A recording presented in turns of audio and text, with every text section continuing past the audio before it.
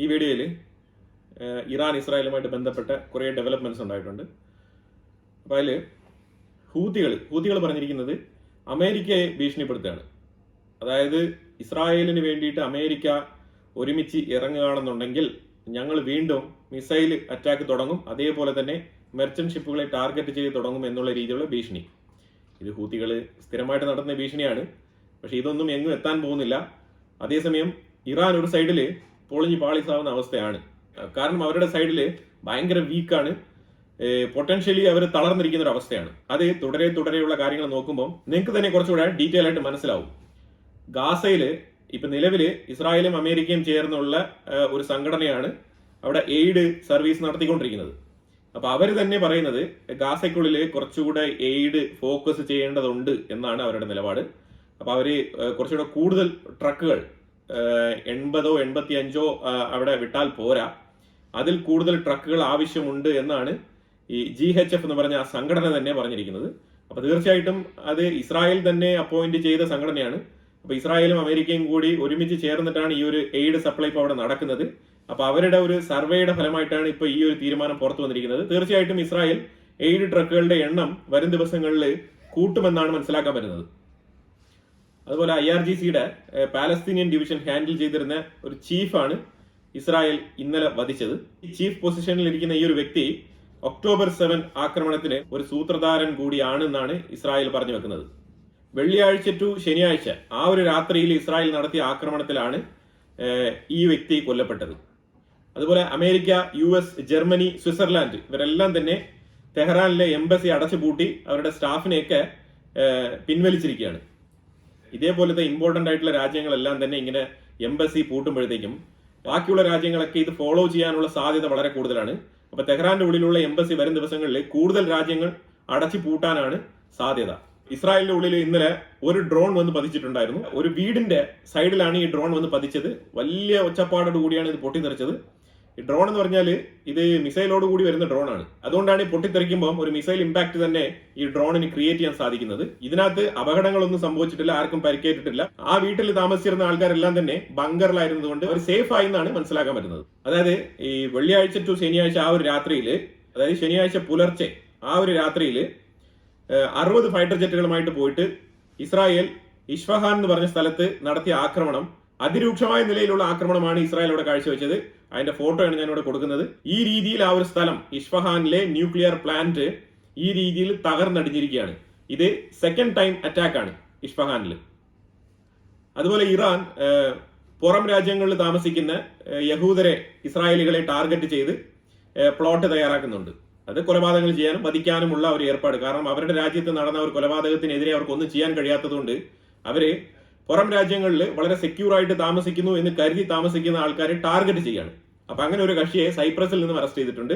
സൈപ്രസിന്റെ UK-യും ഇസ്രായേലും കൂടി ചേർന്ന് പ്രവർത്തിക്കുന്ന ഒരു ബേസ് ഉണ്ട് അവിടെ, എയർ ബേസ്. ആ എയർ ബേസ് ബോംബ് വെച്ച് തകർക്കാനാണ് ഈ വ്യക്തി പ്ലാൻ ചെയ്തത്. അതിനാണ് ഈ പ്ലോട്ട് തയ്യാറാക്കിയത്. ഇതിലുപരിയായിട്ട് സൈപ്രസിന്റെ ഉള്ളിൽ വിവിധ സ്ഥലങ്ങളിലുള്ള യഹൂദരെ ടാർഗറ്റ് ചെയ്തും മിഷൻ നടപ്പാക്കാനാണ് ഈ വ്യക്തി കരുതിക്കൂട്ടിയിരുന്നതായിട്ട് സൈപ്രസ് സെക്യൂരിറ്റി ഓഫീസ് സ്ഥിരീകരിച്ചിട്ടുണ്ട്. അപ്പൊ അവർ ഇസ്രായേലുമായിട്ട് കമ്മ്യൂണിക്കേറ്റ് ചെയ്ത് ഈ വ്യക്തിയെ എക്സ്ട്രാഡിറ്റ് ചെയ്യാനുള്ള സാധ്യത വളരെ കൂടുതലാണ്. അത് തീർച്ചയായിട്ടും എക്സ്ട്രാഡിറ്റ് ചെയ്ത് ഇസ്രായേലിലേക്ക് കൊണ്ടുവരും എന്നാണ് മനസ്സിലാക്കാൻ പറ്റുന്നത്. പിന്നെ ഇറാൻ യൂറോപ്യൻ യൂണിയനുമായിട്ട് നടത്തിയ ചർച്ചയിൽ യൂറോപ്പിന്റെ ഈ ഒരു ന്യൂക്ലിയർ ഡീലുമായിട്ട് ബന്ധപ്പെട്ട് ആ ചർച്ചയിൽ അവർ ഉന്നയിച്ച പുതിയ പ്രപ്പോസൽ ഇറാനിന് സ്വീകാര്യമല്ല എന്നാണ് ഇറാൻ പറഞ്ഞിരിക്കുന്നത്. അതായത് ജനീവയിൽ ചെന്ന് നടത്തിയ ചർച്ച, ആ ചർച്ചയുമായിട്ട് ബന്ധപ്പെട്ട് ഫോറിൻ മിനിസ്റ്റർ അബ്ബാസ് അരക്ചി പറഞ്ഞിട്ട് വന്നത് കുറച്ച് ടൈം വേണം ഡിസൈഡ് ചെയ്യാൻ എന്ന് പറഞ്ഞിട്ടാണ് വന്നത്. അപ്പൊ ഇപ്പൊ ഇറാനിൽ വന്നിട്ട് ടൈം എടുത്ത് ഡിസൈഡ് ചെയ്തപ്പോഴത്തേക്കും മനസ്സിലാക്കാൻ പറ്റിയത് ഈ ഒരു പ്രപ്പോസലുമായിട്ട് മുന്നോട്ട് പോകണ്ടെന്നാണ്. അതിനവർ കാരണമായിട്ട് പറയുന്നത് ഇസ്രായേൽ ഇങ്ങനെ തുടർച്ചയായിട്ട് ആക്രമണങ്ങൾ നടത്തിക്കൊണ്ടിരിക്കുന്ന ഒരു സാഹചര്യത്തിൽ ഞങ്ങൾക്ക് ഈ ഒരു പ്രപ്പോസൽ സ്വീകാര്യമല്ല എന്നാണ് പറഞ്ഞിരിക്കുന്നത്. അതായത് ട്രംപിന്റെ സൈഡിൽ നിന്ന് പറഞ്ഞിരിക്കുന്നത് നിങ്ങൾക്ക് സ്വീകാര്യമോ ഇല്ലയോ എന്നുള്ളത് ഇവിടെ ചോദ്യമേ ഇല്ല, നിങ്ങൾ വരിക, ഒപ്പിടുക, പോവുക, നോ നെഗോസിയേഷൻ ടോക്ക്. ഇതാണ് പറഞ്ഞിരിക്കുന്നത്. നെഗോസിയേഷനേ ഇല്ല, സീസ് ഫയറേ ഇല്ല, ജസ്റ്റ് വരിക, ഒപ്പിടുക, പോവുക, പിന്നെ ഫർദർ ആയിട്ടുള്ള കാര്യങ്ങൾ തീരുമാനിച്ചിട്ട് അറിയിക്കാം. ഇതാണ് ഇപ്പോഴത്തെ അമേരിക്കയുടെ നിലപാട്.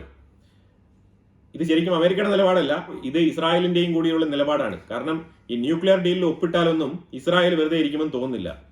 എർദോഗനും ഇറാനെ പുഷ് ചെയ്യുന്നുണ്ട്. നിങ്ങൾ എങ്ങനെയെങ്കിലും US-ഉമായിട്ട് ഒന്ന് ചർച്ചയ്ക്ക് പോകൂ, അതായിരിക്കും നല്ലത് എന്നുള്ള രീതിയിൽ എർദോഗനും പറയുന്നുണ്ട്. അതായത് അവർ എന്തെല്ലാം ഈ OIC-യിലൊക്കെ കൂടിയിരുന്ന് തീരുമാനിച്ചാലും ഓർഗനൈസേഷൻ ഓഫ് ഇസ്ലാമിക് കൺട്രീസ് എന്ന് പറഞ്ഞ ഈ ഒരു സംഘടനയിൽ ഏറ്റവും ഇമ്പോർട്ടന്റ് ആയിട്ടുള്ള റോൾ വഹിക്കുന്ന സൗദി അറേബ്യയാണ്. ഞാൻ ഇതിനു മുമ്പിട്ട വീഡിയോകളിലൊക്കെ പറഞ്ഞിട്ടുണ്ട്, സൗദി അറേബ്യയുടെ US മിലിറ്ററി ബേസിലാണ് കംപ്ലീറ്റ് സാമഗ്രികളും അമേരിക്ക കൊണ്ട് ഇറക്കി വെച്ചിരിക്കുന്നത്.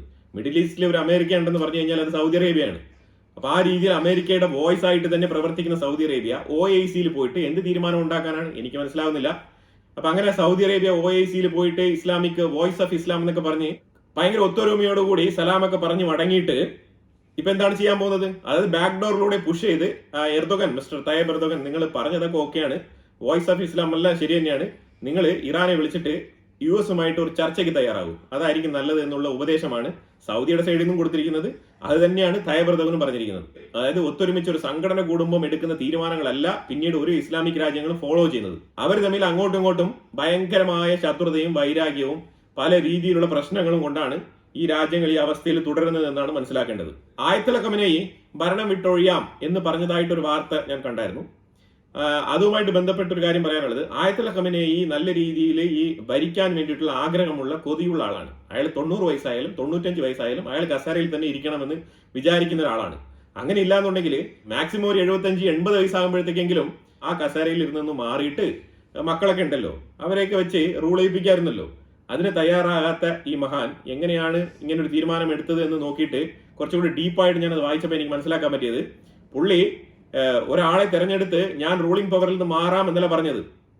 ഞാനിപ്പോ തൽക്കാലം ഈ ഹൈഡ് ചെയ്തിരിക്കുന്നത് കൊണ്ട്, ഈ ബങ്കറിന്റെ ഉള്ളിൽ ഒളിച്ചിരിക്കുന്നത് കൊണ്ട് എനിക്ക് കൃത്യമായി ഈ ഒരു തീരുമാനങ്ങൾ എടുക്കാൻ പറ്റുന്നില്ല, ഡേ ടു ഡേ ഓപ്പറേഷൻസിൽ പങ്കെടുക്കാൻ പറ്റുന്നില്ല. അപ്പൊ അതുകൊണ്ട് എനിക്ക് പകരം ഒരാളെ അങ്ങ് നിയമിക്കേണ്ട, 3 പേരെ തെരഞ്ഞെടുക്കും എന്നാണ് പറയുന്നത്. അതായത് ആയത്തുൽ ഖമനേയിയുടെ സക്സസർ ആയിട്ട് വരാൻ കപ്പാസിറ്റി ഉള്ള 3 പേരെ തെരഞ്ഞെടുക്കുക. അതിന് ഈ മതഭരണകൂടത്തിലുള്ള ഈ നല്ല രീതിയിൽ മതം പഠിച്ച ആൾക്കാരെ തെരഞ്ഞെടുത്ത് 3 പേരെ സെലക്ട് ചെയ്ത് വെക്കുക.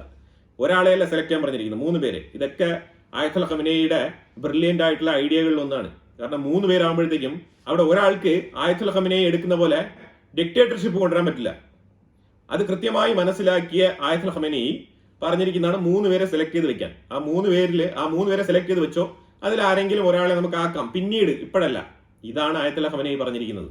ഇതൊക്കെ ആയത്തുൽ ഖമനേയിയുടെ തന്ത്രങ്ങളിൽ ഒന്ന് മാത്രമാണ്.